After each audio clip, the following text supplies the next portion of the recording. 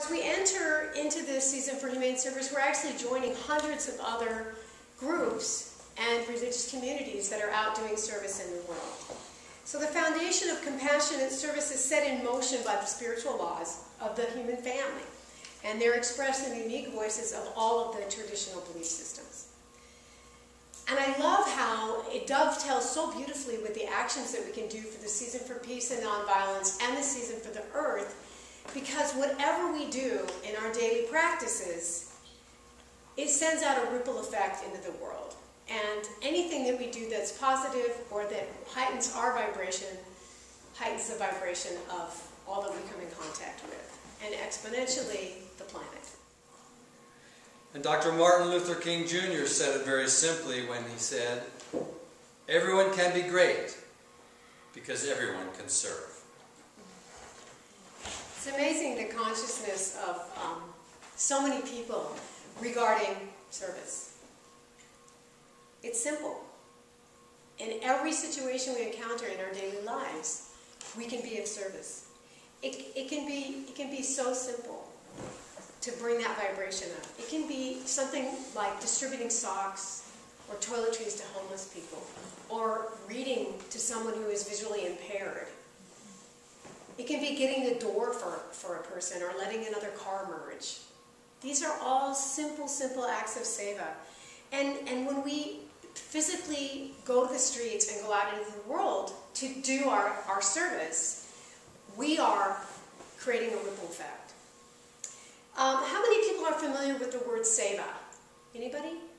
It's a Buddhist tradition, and it's selfless service. It's basically a yoga practice of being there as the need arises. And I love it because it's based on the spirit of love and an expanded understanding of what it's like to put someone else's needs before our own. And recognizing that the self in me is also the self in someone else. So that anytime we are loving or helpful or supportive of someone else, we are actually doing that for ourselves, because really there's only one of us here. One of the other things I'm doing is, some of you know my sister died very suddenly 2 years ago, and her kids were pretty young teenagers at the time, and now Kelly just graduated from high school. She's going to music major at San Jose State. I got her through the graduation. We got her through looking at all the colleges. That to me is seva. I'm doing that not just because she's my family, but because it feels so good to be there for her. One of the other things that Alan and I have done is we have befriended people at the care facility where my mother is. And some of them have no family.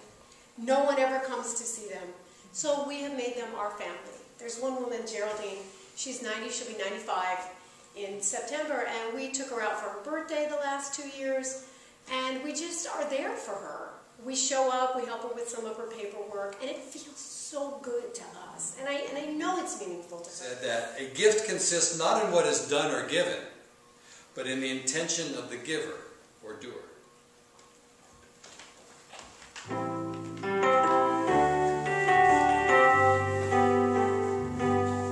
Everything is a gift in its own way. It's a gift watching innocence play. When the wind blows the dark clouds away, for these gifts I give thanks each day. For these gifts I give thanks each day.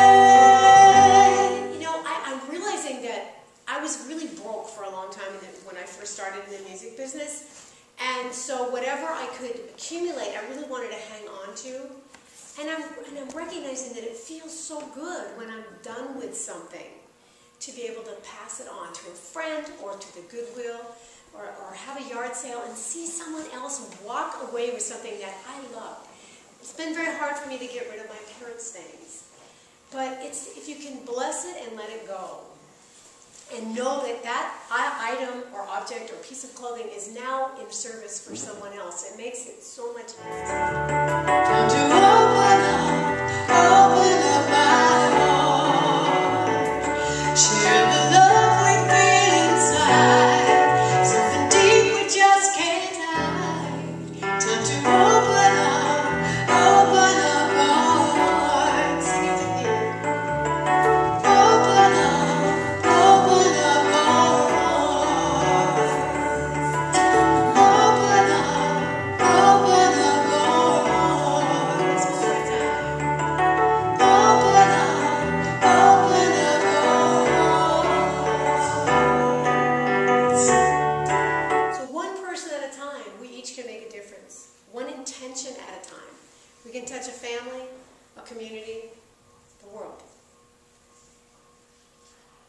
to consider the God within us, and that power is always there and available for us to draw on.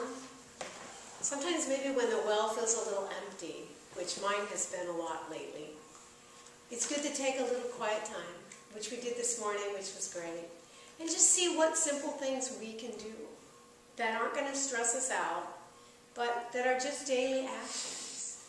The service of even one hungry, helpless, homeless being or animal in need awakens the sleeping God within that blesses us again and again in ways untold, unheard, and unimagined. So try it yourselves, and thank you so much for having us here.